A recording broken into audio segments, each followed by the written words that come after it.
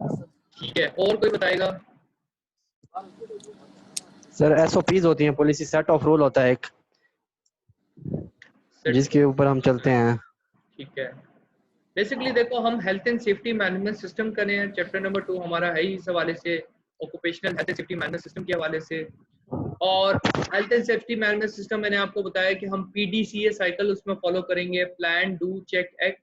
यानी कोई काम अगर हमने करना है तो पहले उसको प्लान करना है, फिर डू का फेज है जिसमें हमने इम्प्लीमेंटेशन करनी है, फिर चेक करना है कि क्या जो हम इम्प्लीमेंट कर रहे हैं वो अकॉर्डिंगली हमारे टारगेट्स के मुताबिक है या नहीं है, और फिर अगर तो टारगेट्स अचीव हो रहे हैं वेल एंड गुड, नहीं अचीव हो रहे तो फिर हम एक्शंस लेंगे अचीव कराने। तो ये जो प्लानिंग का पार्ट है आपका, पहली पीडीसीए साइकिल में प्लान है, वो प्लान का पार्ट क्या है, जो आपकी पॉलिसी और ऑर्गेनाइजिंग सेक्शन है, ये प्लान में आते हैं। पॉलिसी क्या होती है, टॉप मैनेजमेंट की कमिटमेंट टुवर्ड्स द सेफ्टी, कि वो हेल्थ एंड सेफ्टी को कितना सीरियसली लेते हैं, वो बताते हैं कि हम क्या क्या चीजें अचीव करना चाहते हैं। पॉलिसी एक आपके स्टार्टिंग डॉक्यूमेंट है, पहला डॉक्यूमेंट है जो आपको बताएगा कि आपने हेल्थ या सेफ्टी को कैसे मैनेज करना है। ठीक है, अब जब आप कमिटमेंट कर लेते हो हेल्थ एंड सेफ्टी के हवाले से, अपने टारगेट सेट कर लेते हो, तो आपको टारगेट अचीव करवाने के लिए एक टीम भी चाहिए, राइट। इसकी बड़ी बेस्ट एग्जांपल आप क्रिकेट से ले सकते हो कि आप वर्ल्ड कप के लिए टीम प्लान कर रहे हो, आपने वर्ल्ड कप के लिए टीम प्लान भेजनी है, एक बोर्ड पीसीबी ने भेजनी है। पीसीबी एक इदारा है, वो एक ऑर्गेनाइजेशन को रिप्रेजेंट कर रहा है, एक कंपनी को रिप्रेजेंट कर रहा है। तो उन्होंने सबसे पहले पॉलिसीज बनाई अपनी कि हमने क्या अचीव करना है, हमारे टारगेट्स क्या हैं, हमारे डिसिप्लिनरी एक्शंस क्या होंगे, वगैरह वगैरह, अच्छी अच्छी बातें उन्होंने की। फिर अब उन्होंने तौर पे किसी टीम को ऑर्गेनाइज करना है, जैसे फास्ट बॉलर कौन होगा, स्पिनर्स कौन होंगे, ओपनर्स कौन होंगे, विकेट कीपर कौन होगा, पूरी उन्होंने टीम को ऑर्गेनाइज किया। अब ये टीम उनके टारगेट्स को अचीव करने के लिए प्लानिंग और इम्प्लीमेंटेशन करेगी। यानी ये क्या करेगी टीम, ये वर्ल्ड कप खेलने के लिए चली गई है, अब वहां पे जाके मकसद क्या है इनका, इन्होंने परफॉर्म करके दिखाना है, डू का प्लानिंग में कर लिया काम, अब जो टारगेट सेट किए थे उनको डू करना है, इम्प्लीमेंट करना है। तो जब ये इम्प्लीमेंट कर रहे होंगे अपने टारगेट्स को, इम्प्लीमेंटेशन की तरफ लेके जा रहे होंगे, तो उस वक्त आप देखते हो कि बंदा मैच हार भी जाता है, ठीक है, हर मैच जीता नहीं जा सकता। आप अब शॉर्ट टर्म एवेल्युएशन भी करते हो, लॉन्ग टर्म एवेल्युएशन भी करते हो। शॉर्ट टर्म एवेल्युएशन क्या है कि हर ओवर के बाद, हर इनिंग्स ब्रेक के बाद आप देख रहे होते हो कि आपकी परफॉर्मेंस में कहाँ बेहतरी आ सकती है, ठीक है। जबकि लॉन्ग टर्म एवेल्युएशन क्या होती है कि आप एक पूरी सीरीज के बाद देखते हो कि हमने सीरीज में कैसा परफॉर्म किया, या पूरे साल की परफॉर्मेंस उठा के जांची जाती है कि कैसे रही टीम, टॉप पे रही, बॉटम पे रही, किससे हारी, किससे जीती। और फिर एक्शन फॉर इम्प्रूवमेंट करते हो, यानी जहां पे आपको लगता है कि कमी पेशी रही थी जिसकी वजह से हमारी टीम हार रही थी, तो उसके लिए एक्शंस लेते हो सकता है टीम का कैप्टन चेंज हो जाए, कोई मेजर प्लेयर चेंज हो जाए जो परफॉर्म नहीं कर रहा था, ठीक है। तो ये 5 स्टेप्स जो हैं ये बेसिकली आपके मैनेजमेंट सिस्टम को जो है फॉर्म करते हैं। और जो आखिरी स्टेप है ऑडिट का, ऑडिट का स्टेप बड़ा क्रिटिकल है। ऑडिट क्या करता है, ऑडिट पूरे health and safety management system पे नजर रखता है कि पॉलिसी से लेकर एक्शन फॉर इम्प्रूवमेंट तक क्या कहीं पे कोई कमी पेशी तो नहीं रहेगी है, ठीक है, कहीं इम्प्रूवमेंट की गुंजाइश तो नहीं रहेगी है। तनकीदी निगाह रखता है ऑडिट। तो ऑडिट पूरे मैनेजमेंट सिस्टम पे बेसिकली नजर रख रहा होता है। ये आपका पूरा सेक्शन है occupational health and safety management system का, जो हम ILO OSH का कर रहे हैं, और उसमें ये स्टेप्स हैं जो आपने फॉलो करने हैं। और एक्रोनिम हम याद रखिएगा पोपा का, जो मैंने आपको बताया।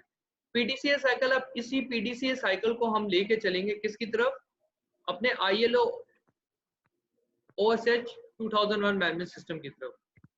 ये मतलब 1 मिनट के लिए स्क्रीन बड़ी कर देता हूँ। अच्छा, अगर आप देखें इधर, तो सबसे पहले आपके पास क्या है, पॉलिसी। आपको बता रहे हैं पॉलिसी में क्या करना है, आपने क्या नहीं करना, मैंने अभी आपको बताया। ऑर्गेनाइजिंग सेक्शन है, उसके बाद प्लानिंग एंड इम्प्लीमेंटेशन है, एवल्यूएशन, एक्शन फॉर इम्प्रूवमेंट। और ऑडिट की खूबसूरती आप देखेंगे ऑडिट साइड पे है।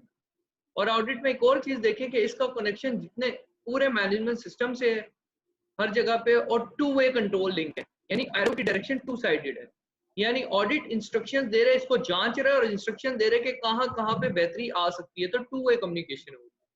जबकि अगर ये वाले आप एरोस देखें तो ये सिग्निफाई कर रहे हैं कि हिरार्की फॉलो होगी, पहले पॉलिसी बनेगी, फिर ऑर्गेनाइजिंग होगी, फिर प्लानिंग इम्प्लीमेंटेशन, फिर एवल्यूएशन, और फिर एक्शन फॉर, ठीक है। और ये सब पूरा सिस्टम आपस में बड़े ही अच्छे तरीके से कनेक्टेड है। ये लाइन है, इसने ये सिग्निफाई किया हुआ है कि एक्शन फॉर इम्प्रूवमेंट जो आप करोगे वो इस फेज में, प्लानिंग एंड इम्प्लीमेंटेशन फेज में, इन दोनों का बड़ा गहरा ताल्लुक रहेगा आपस में। ठीक है, ये सारे जो डायरेक्ट लिंक्स हैं ये इंफॉर्मेशन लिंक कहला रहे हैं, और ये जो डॉटेड लाइन है ये कंट्रोल लिंक्स कहला रहे हैं। अब ये पूरा मैनेजमेंट सिस्टम है आपके पास। मैंने आपको एक्रोनिम भी बता दिया, मैंने आपको इसका पर्पस भी बता दिया, इससे कैसे आप हेल्थ परफॉर्मेंस को जज करोगे ये भी बता दिया। अब आप लोग करोगे क्या कि मैं आपको 15 सेकंड का टाइम दे रहा हूँ, इसको देखो समझो, फिर आप ये जुबानी बना के ना मुझे इसकी पिक्चर्स व्हाट्सएप ग्रुप में शेयर करोगे, हर बंदा शेयर करेगा। एरोस की डायरेक्शन वगैरह देख लो, 15 सेकंड ना आपके पास, मुझे आपने शेयर करनी, देख लो।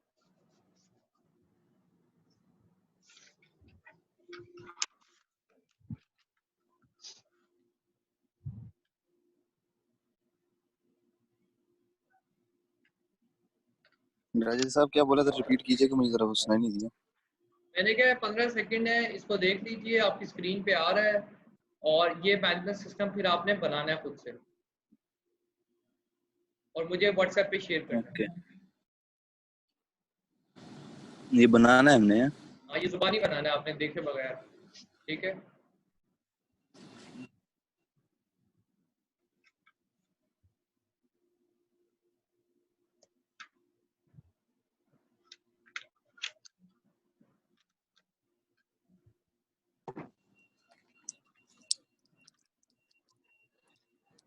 चले जनाब बनाए।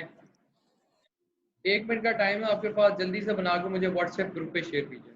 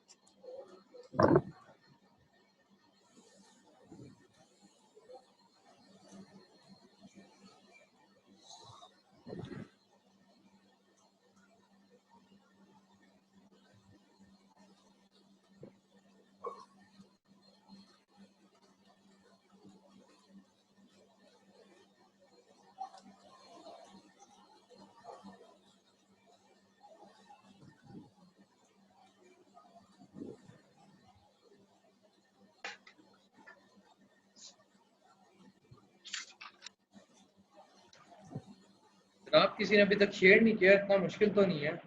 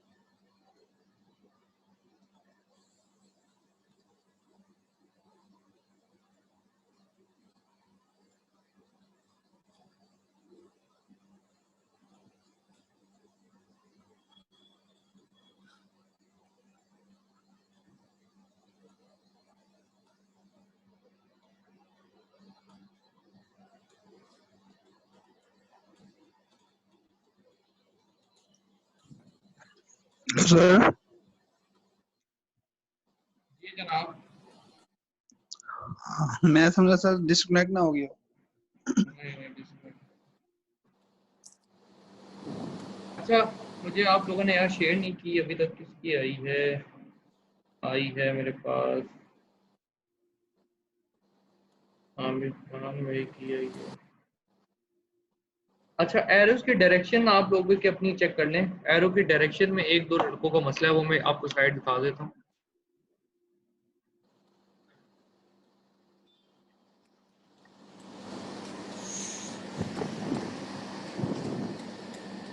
ठीक है, एक दफा देख लेंगे कि किस किस ने क्या क्या गलती की है, और फिर हम इसको जरा एलिब्रेट करके देख लेते हैं।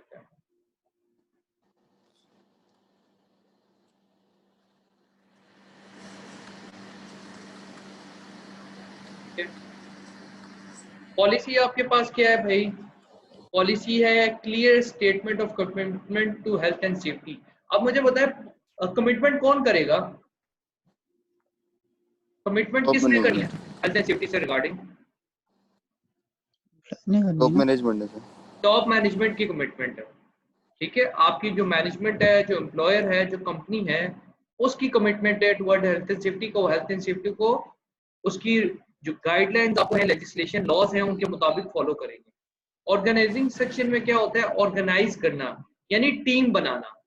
टीम में आपका टॉप मैनेजमेंट होगी, मिडिल मैनेजमेंट होगी, लोअर मैनेजमेंट होगी।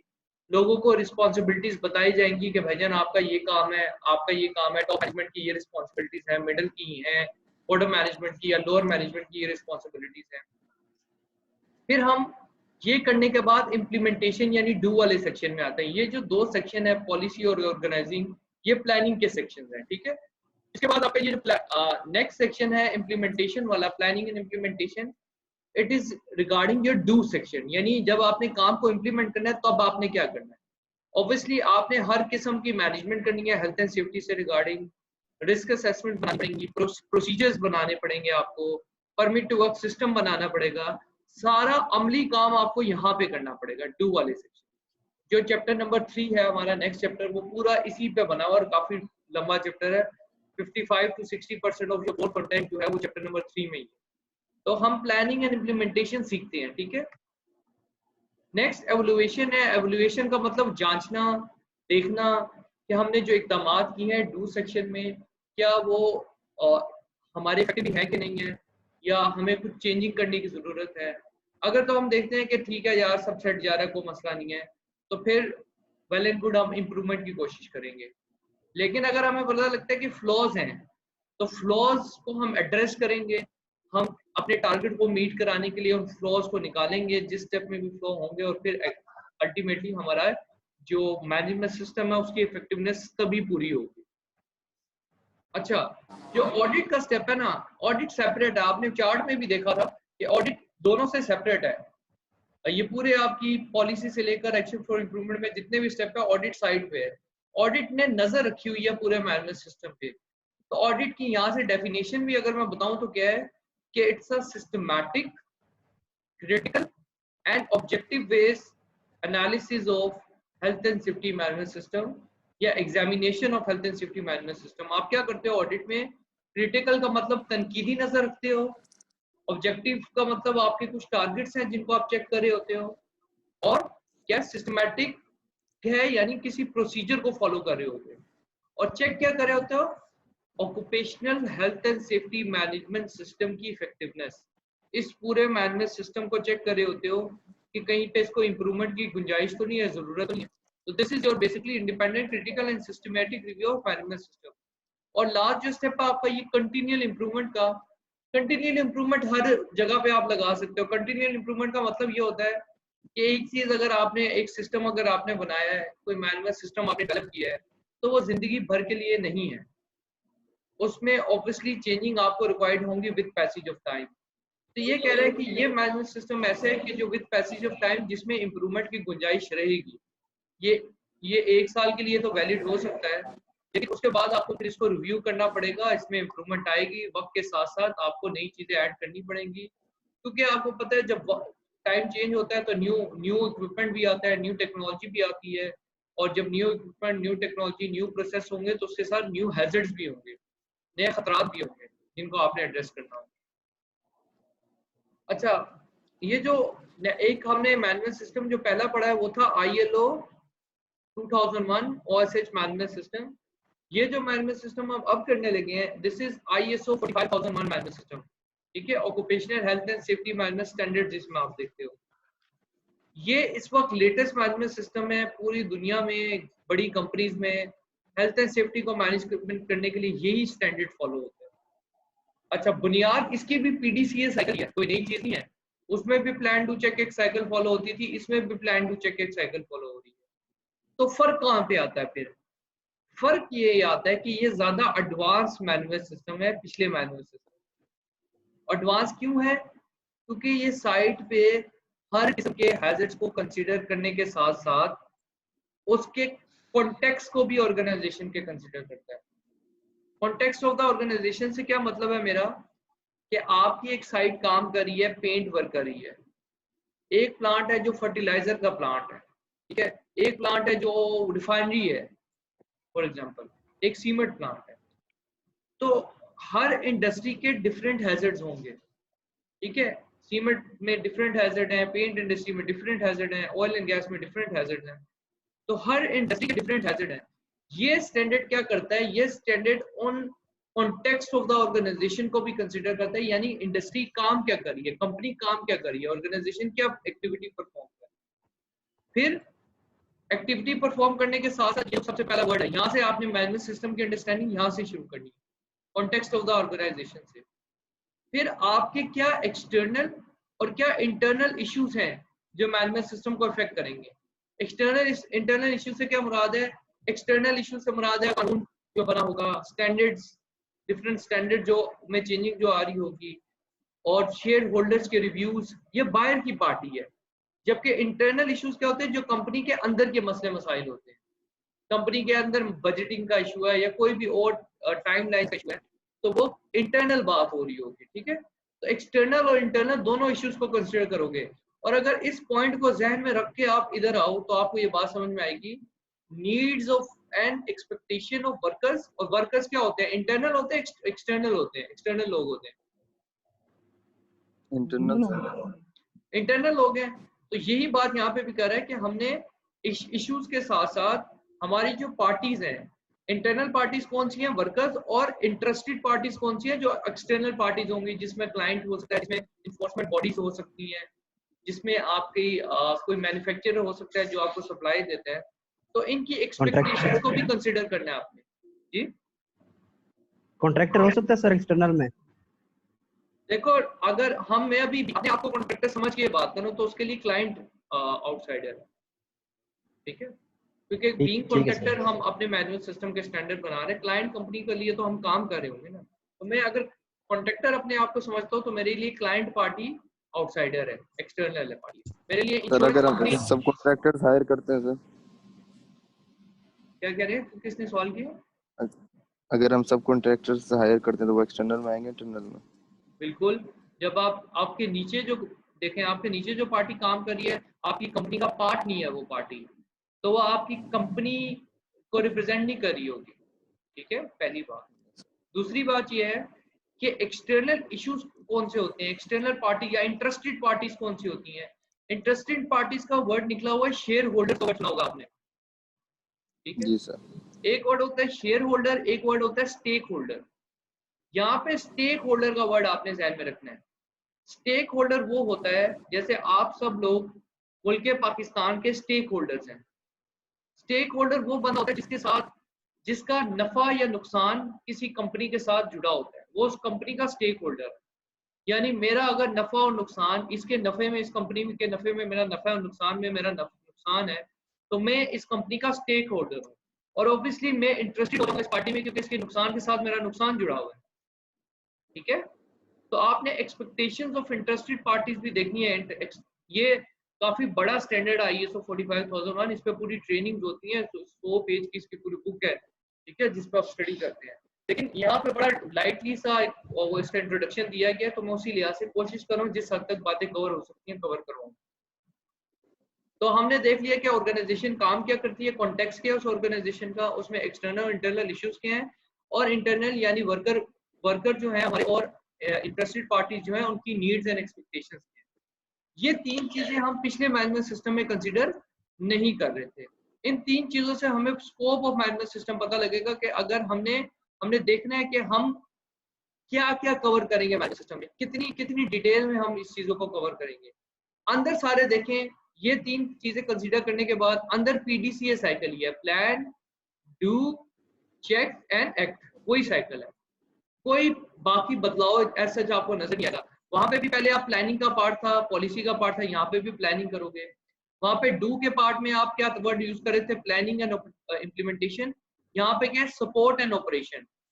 ठीक है, सपोर्ट एंड ऑपरेशन का पार्ट है। अब इसके लिए एक मिनट जरा मैं इसको आपको समझाता हूँ। अच्छा, सपोर्ट मुझे बताएं किसको चाहिए होगी, आपके ख्याल में जो वर्ड लिखा हुआ है सपोर्ट एंड ऑपरेशन, ये किसको चाहिए होगी सपोर्ट ऑपरेशनल एक्टिविटीज के लिए?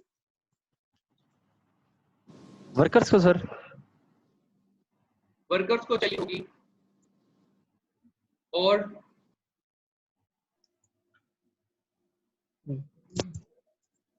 सर जो लोअर मैनेजमेंट है हमारी, सुपरवाइजर्स हो गए, मैनेजर हो गए, हमारी टॉप मैनेजमेंट से हमें सपोर्ट चाहिए, और ऑपरेशन की बात जहां तक कर रहा है ताकि हम अपने ऑपरेशंस को सेफली मैनेज कर सकें। राइट, हमें अपनी टॉप मैनेजमेंट की कमिटमेंट चाहिए, उनकी सपोर्ट चाहिए, और सपोर्ट अगर हमें मिलेगी प्रॉपर तो हम अपने ऑपरेशंस को, डेली ऑपरेशंस को अच्छे तरीके से मैनेज कर पाएंगे। That is the difference, that is what we want to achieve. हम प्लानिंग कर लेते हैं चीजों को, लेकिन जब इम्प्लीमेंटेशन का फेज आता है तब मसले मसाइल शुरू होते हैं। ठीक है, तो what we gonna do, we gonna ask for the support for the operational activities from our management. ठीक है, हमें किसी और से बात करने की जरूरत नहीं है, हमारी मैनेजमेंट से ही हम सपोर्ट मांगेंगे अपनी ऑपरेशनल एक्टिविटीज के लिए। ये पॉइंट आपने अपने क्लियर रखना है जहनों में। सेकेंडली, आपने ये डू के पार्ट में आता है सपोर्ट एंड ऑपरेशन। जब आप अमली तौर पे काम कर रहे होगे तभी आपको सपोर्ट चाहिए होगी ऑपरेशनल एक्टिविटीज के लिए। देन चेक का जो पार्ट है उसमें पहले हमने किया था एवल्यूएशन का पार्ट था, यहाँ पे परफॉर्मेंस एवल्यूएशन का वर्ड यूज किया हुआ है उसने, और फिर इन दी एंड आपने एक्शंस लेने हैं, एक्ट करना है अकॉर्डिंगली। ठीक है, ये चीज आपने देखनी है कि कैसे आप इन चीजों को बेहतरी की तरफ लेके जा सकते हो जब भी आप मैनेजमेंट सिस्टम को देखो। अच्छा, कुछ चीजें अब आप देखोगे कि आपको चीजें पिक होने भी शुरू हो जाएंगी, कुछ चीजें रिपीटिशन में आ रही हैं, क्योंकि मैनेजमेंट सिस्टम की बात जब भी करेंगे हम तो हम वही बेसिक इश्यूज को ही देखेंगे ना, नई रॉकेट साइंस तो होगी नहीं जो हमने देखनी है। हमने उन्हीं बेसिक इश्यूज को कंसीडर करना है, उन्हीं बेसिक इश्यूज को देखना है जो हमें किसी भी तरह पे फेस होते हैं। तो सेफ्टी, इसीलिए मैं कहता हूँ सेफ्टी कॉमन सेंस है।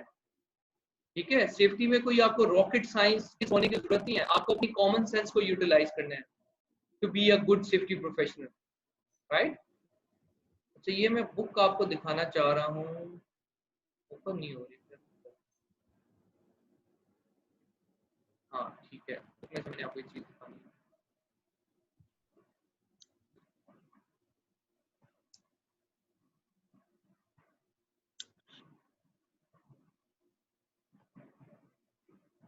आप लोगों के पास बुक अवेलेबल है?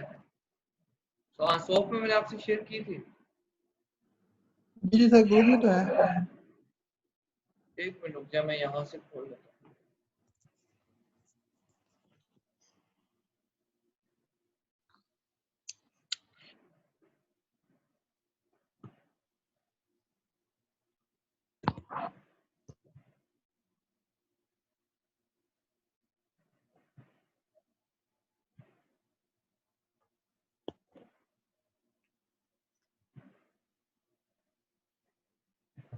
तब तक आप ये देख लें।